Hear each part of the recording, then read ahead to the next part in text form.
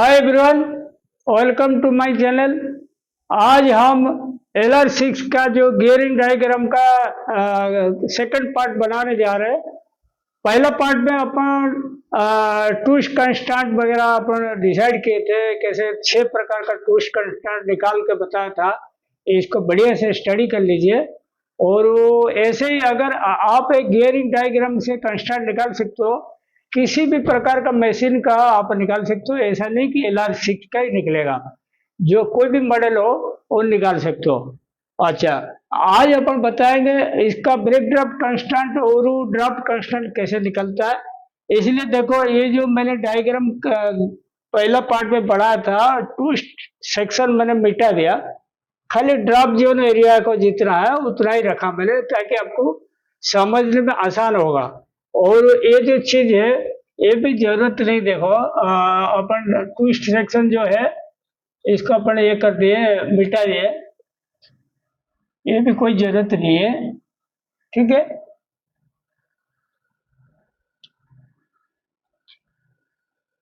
अच्छा, सबसे पहले देखिए ब्रेक ड्राफ्ट कांस्टेंट कैसे निकलता है। ब्रेक ड्राफ्ट कांस्टेंट हो गया, ये जो D2 जो है सेकंड रोल है, मिडिल रोल। D2 का सरफेस स्पीड, बटम रोल जो D2 का, और divide by surface speed of back roller. ये जो बैक रोलर होता है, ये बैक रोलर, ये हो गया मिडल रोल। मिडल और बैक के बीच में जो सरफेस स्पीड का रेशियो है, इसको ही ब्रेक ड्राफ्ट कांस्टेंट बोलते हैं। और उसमें जो आएगा BDCP डिवाइड कर दोगे तो आपके ब्रेक ड्राफ्ट आ जाएगा।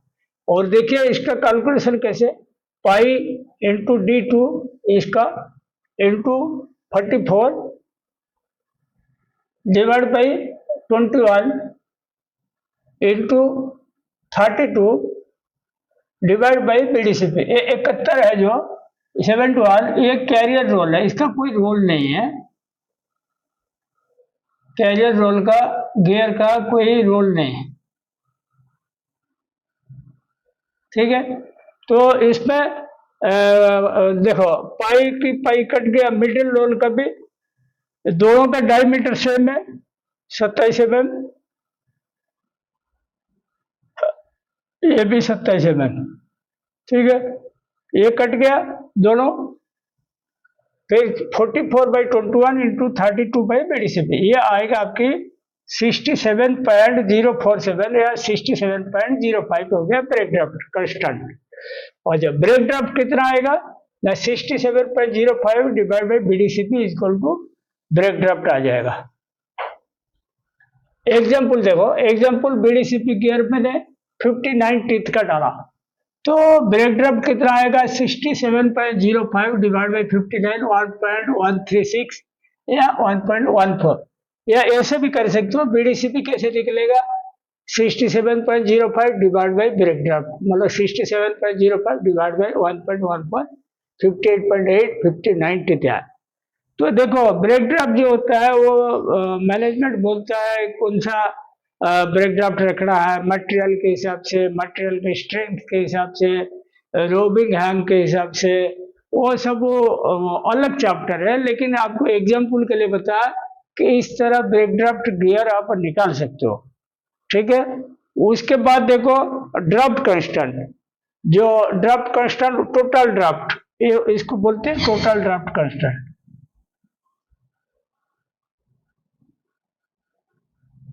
ये पूरा यहां से लेकर यहां तक टोटल ड्राफ्ट,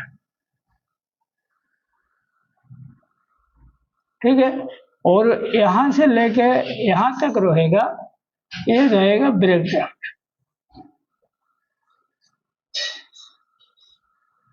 ठीक है। अच्छा, ड्राफ्ट कांस्टेंट जो होता है, surface speed of front bottom roll, ये D1 का, और divide by surface speed of back bottom roll, ये वाला D3 का। तो अपन ऐसे किए, देखो, पाई इंटू D1 मतलब फ्रंट रोल इंटू 44/21 इंटू, ये शाफ्ट पूरा लंबा शाफ्ट है 112, इसका कोई रोल नहीं रहा, 112, और डिवाइड बाई 20 मतलब ये शाफ्ट में लगा, इंटू H/G, एच बाई जी को अपन आजिम 1 के है, आजिम 1।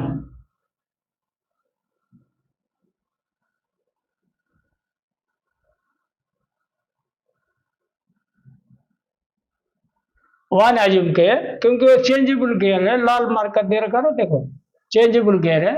तो ये हो गया। उसके बाद जी से लगा हुआ देखो 26 टीथ का, 26 टीथ से 29 टीथ ये किया। तो कुल मिला के ये देखो, और 10.519 इंटू एच बाई जी, ठीक है। ये हो गया आपकी ड्राफ्ट कंस्टेंट। और बैक रोलर और सीपी को अपन एक एक पकड़े, क्योंकि उसका वैल्यू अपन निकालनी है। फॉर एग्जाम्पल देखो, फॉर एग्जाम्पल अपन रोबिंग यहाँ कह के रखे 0.80, ठीक है। काउंट टू स्पिन 24 है, 24 काउंट बनानी है, एक्चुअल काउंट 24.5 रखना है। तो ड्राफ्ट कितना हुआ देखो, टोटल ड्राफ्ट 24.5 डिवाइड बाई 0.8 हो गया 30.625। 7% पर एक्चुअल ड्राफ्ट। 7% कहां से आया देखो, आपके जैसे वर्क काउंट है उस पर टीएम ज्यादा रहता है, ठीक है। होजेरी काउंट में टीएम कम रहता है, सिंथेटिक में टीएम कम रहता है। तो अपना जो है समझ लो कटन में ज्यादा रहता है, सिंथेटिक में कम रहता है।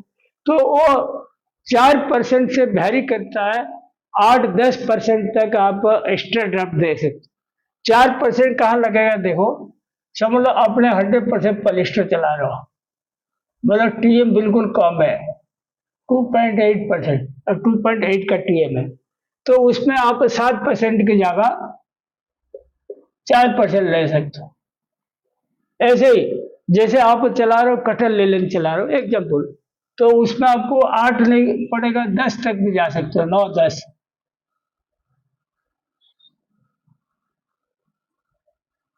ठीक है। जिस पर टीएम जा, इसमें 5, 5.5, 6 तक टीएम जाता है। तो उसी हिसाब से तो फिर अपन को 7% इधर पकड़ा हुआ देखो, तो फिर 30.625 इंटू 1.07, 32.77 हो गया एक्चुअल ड्राफ्ट। इसको क्या बोलते हैं, एक्चुअल ड्राफ्ट,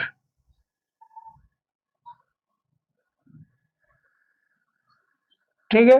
फिर आजिम BRW 105, एग्जाम्पल के लिए बोल रहा हूँ, 105 का आप देखो काउंट के हिसाब से BRW आजिम कर सकते हो। समझो 10 काउंट चलाओगे तो 105 का भी नहीं चाहिए, 90 का डाल दो, 88 का डाल दो, तो ये सब चीज दिक्कत नहीं है। और वो जैसे बिल्कुल फाइन काउंट चला, एक्सट्रीमली फाइन काउंट चला रहे हो तो 112, 114 तक भी डाल सकते हो, ठीक है।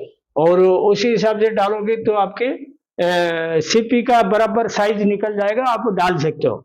और 105 का अपन व्याकरण हुए आजिम के, तो draft 10.519 into H by G, या 10.519 इंटू 105 बाई जी। तो G equal to CP equal to 10.519 into 105 divide by draft, या 10.519 इंटू 105 डिवाइड बाई 32.77, 33.70 आया, राउंड फिगर कर दिए 34 टीथ का। अगर अपन इसको ऐसे 33.7 आए तो एक्यूरेट गियर तो आया नहीं। पर मोर एक्यूरेसी क्या करना, BRW आप ऊपर नीचे कर सकते हो। 105 की जगह अपन 106 का पकड़े यहाँ, तो 10.519 इंटू 106 डिवाइड बाई 32.77, 34.02, एक्यूरेट 34.02, मतलब 34 टीथ का आ गया। तो ये होता है ड्राफ्ट सेटिंग। ऐसा कोई हार्ड एंड फास्ट रूल नहीं कि इतने का BRW पकड़ना है। इसको गुणा भाग करके देखो किस में बिल्कुल राउंड फिगर पड़ता है उतना का देना।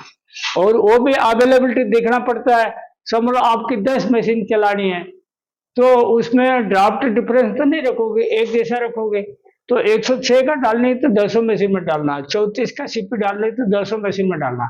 ड्राफ्ट डिफरेंस बिल्कुल नहीं रखना। ड्राफ्ट डिफरेंस रखोगे तो आपकी CV पर से बढ़ जाएगा। अच्छा, ये हो गया आपके एक ड्राफ्ट कंस्टेंट का, ब्रेक ड्राफ्ट कंस्टेंट का पूरा बता दिया। अच्छा, ये जो ड्राफ्ट कंस्टेंट है 10.519, इसको देखो एक और भी सिस्टम है, मैं बता देता हूं आपको। इसका कांस्टेंट कभी कभी बिल्कुल कोर्स काउंट चलाता है या कभी ड्राफ्ट कांस्टेंट चेंज करने की जरूरत पड़ा, तो उस केस में क्या करोगे? देखो, आपको मैं बता, तो ये एक चीज आपके मन में होना चाहिए कि इसमें ऐसा ऑप्शन है। तो समझ लो, BAW जो बैक रोलर एड हुई,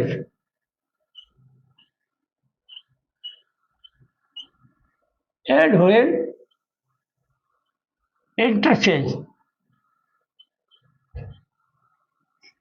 इसमें क्या आएगा कांस्टेंट? देखो, इसमें करने से कांस्टेंट चेंज हो जाएगा।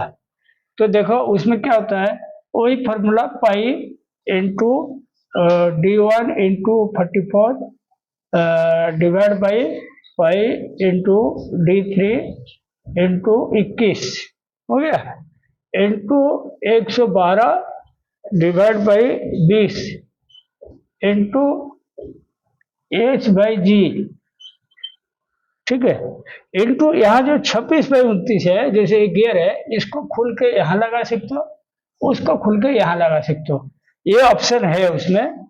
इंटू हो गया 29/26, ये अगर करोगे तो आपकी कांस्टेंट चेंज हो जाएगा। यही एक ऑप्शन है, इसका अपन निकाल कर देखते हैं कितना होता है।